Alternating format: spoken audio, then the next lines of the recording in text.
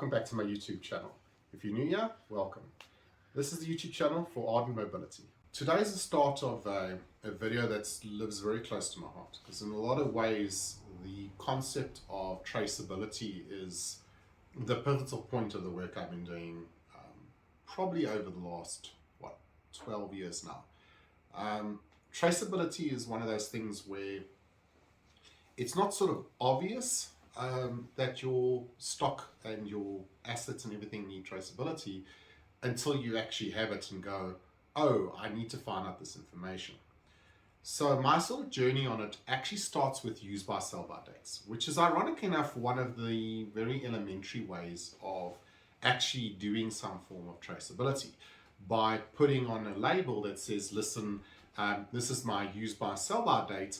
I can often infer back to the product and say, well, if I put the use by date on date X, I go back 6 months, I know sort of when the product was manufactured.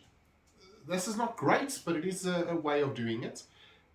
Generally, you're trying to do some form of system where you're looking at being able to take a particular product and know when it was made, how it was made, why it was made, and all the information around it. And this is sort of where everything sort of started. So we were doing a project for a company called Gulf Foods. At that stage, they were part of the lifestyle group. And they basically were doing the finished pack product for Woolworths products. So things like snap sticks, which is the biltong, as well as the sandwiches and pizzas and cakes and muffins, and it was a host of products. Very complicated factory, very manual, and they would be given a series of instructions of what products to pack. And from there, they would then have to go and actually print a series of labels to do the use by sell by date. The other side was that these products are then packed into what's called a lug, which is basically just this this black plastic basket of sorts where the product would be packed in, and they were stackable, and you'd place them on a dolly, which was this base plastic flat surface with wheels on it that they could then drive around.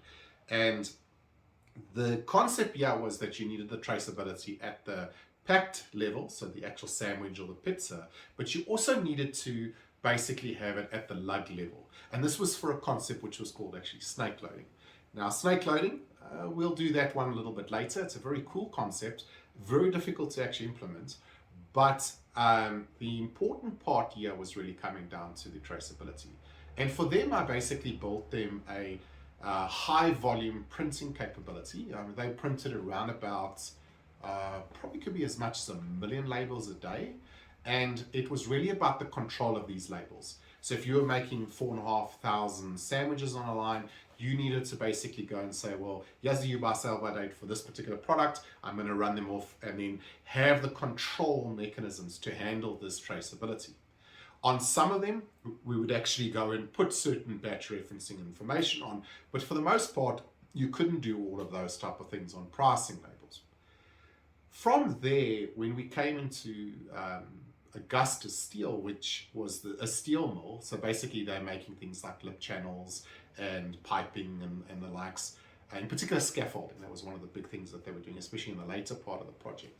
But yeah, the problem was actually having the track and trace of the actual coils coming in from the steel manufacturer, and then being able to slit them up and actually keep the track and trace from the actual full coil that was 30 tons or the likes, slit them up into the various portions, into certain measurements, and still keep track of what had happened. And for this, I built the concept of what was called a serialized item. It sort of worked, and we ran it, but it wasn't great. There were some problems in terms of how it sort of worked. And it was really a first cut, so like most prototype type stuff, we got it to work. By the third iteration of it, it was actually really, really good. But the problem that we had was I would lose the track and trace a little bit at the end, which came down to the finished goods. So I kept most of the track, but by the time we got to the finished goods, we had a few hassles in terms of how do you actually keep these high volume of finished goods. Because you take a coil, and it was 30 tons, you'd slit it up into, let's just say, 5 or 6, sometimes as much as 10 actual individual slits. And then each of those slits would be cut into items. Now that item could be a 2 kilometer set of items that you chopped up into 1 meter parts or 2 meter parts. And I kept track of all of that. Now the project didn't need to keep the track and trace of the actual finished goods, but it played on my mind in terms of how would we do it if we really wanted to, to handle it. Then all of a sudden we got contacted by a company called Food Corp. At that stage, they were also part of the lifestyle group, as the same as Gulf Foods. And they actually moved into, while we were doing the project, they got bought out by RCL, and they basically became RCL Milling as of today. Ironically enough, their problem was that they wanted to track the pallets. So yeah, all of a sudden, my wish to have a look at finished goods and high volume finished goods. So this company basically made, in the vicinity at that stage, around about 800 to 900 pallets a day on one site. And the amount of trucks that were leaving the building was as much as 60, 70 to even as much as 80 trucks leaving site a day, with anywhere from 1 pallet to, I think it was about 32 pallets at the Superlinks. So this was a real problem. And when the exec came to me and said, well, how would you do this? I had to come up with something new. And I had played around with a lot of concepts coming from the Gulf Food side, where we had the concept of these lugs and these dollies, the concept of steel, concept of all of these pieces. And for whatever reason, I worked out that the real thing that you were trying to do is manage the concept of transport, the actual movements of the items. And that's where I came up with the concept of a transport container. So transport container was my generic term for all these things where you can put a whole bunch of product onto. Now, it's not limited to finished goods. We've actually done it for raw materials. We've done it for work in progress. I've even done it for drills and stores in terms of actual asset management. So there's some really cool mechanisms around it. But the key part that actually worked for this was to basically create a immutable object, which was a transport container. And the reason why it was immutable was once you sealed it round, you then would say, this particular transport container is made up of this product, and it has got this much of this product on it. So in the case of a pallet, this was pretty easy. A pallet would have 65 bags on it. That's how you pack this pallet. But for product B, you'd go, no, this one's got bigger bags on. We only put 20 on. So your inventory system that we put together could actually then manage how much went onto the pallet. But in this case, it was a pallet. If we moved over to a dolly, all of a sudden a dolly could have a different configuration. But the lug itself could also have a different configuration. We could then also go and say, you know what, there's a cage. With this, it really allowed us this capability to really be flexible.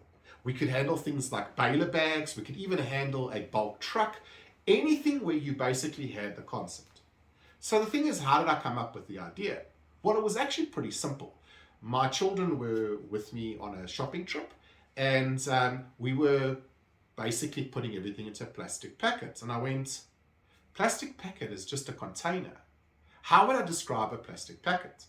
And I eventually realized that for the most part, the transport container is just that plastic packet. It's the thing that contains and holds a group of items together. Once I'd done that, I realized there was a mutable part. And the mutable part basically was 2 things. It was the location. So it was, where is this item? Because now that I'd given a unique number to the transport container, I had the capability of being able to put it somewhere and say, listen, this is in bin 555. And then I could say I want to move it to bin 777. And to do this, I could do a stock movement. But instead of moving the individual items, I could move the transport container, and I could actually mark the transport container moving over through. Now you ask yourself, in a lot of systems, you have things like lots. Lots are great for some stuff, but they don't really handle the complexity when you effectively want to go down to the granularity of a pallet or to the granularity of a box. And the reason is that it's just too much. So on this particular site, we have actually, I think, handled in the vicinity of about 10 million pallets over the system over the last 10 years. So the volume problem isn't really a hassle because you handle the thing individually as you're handling it. Over time, of course, you can have thousands and thousands and thousands of these transport containers, but they do have a shelf life. Because basically what happens is they start off being manufactured or produced in some way. They then moved around from warehouse to warehouse, and eventually they'll end up going to a customer. At the customer's point now, they will then sell their product where they now finish the lifespan of that particular product. But I also realized that with this, we had the capability of being able to handle quality. So quality becomes a super important part. The first differentiation we had was that the customer said we want to basically put certain transport containers, pallets, on hold. And as soon as we handled on hold, we realized, oh, we can handle quarantine. We can also release from quarantine and release from hold. And then eventually we realized, oh, we actually need something further than quarantine, and we handled rejected.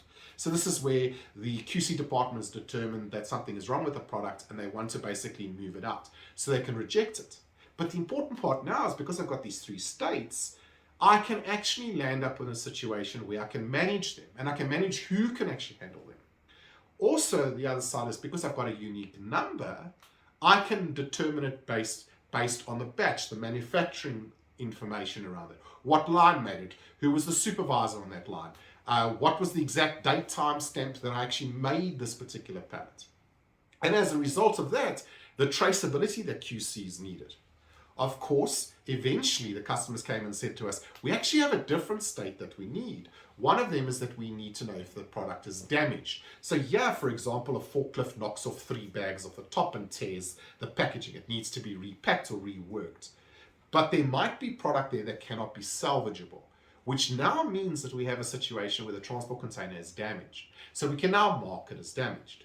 Of course, coming back to the mobility, all of these state changes in management can be done on the handheld, which means that QC or a supervisor or a production controller or a logistics controller can actually manage it. They can walk up to a pallet, scan the actual barcode that has the number on it. They can go back to the system, retrieve all this information.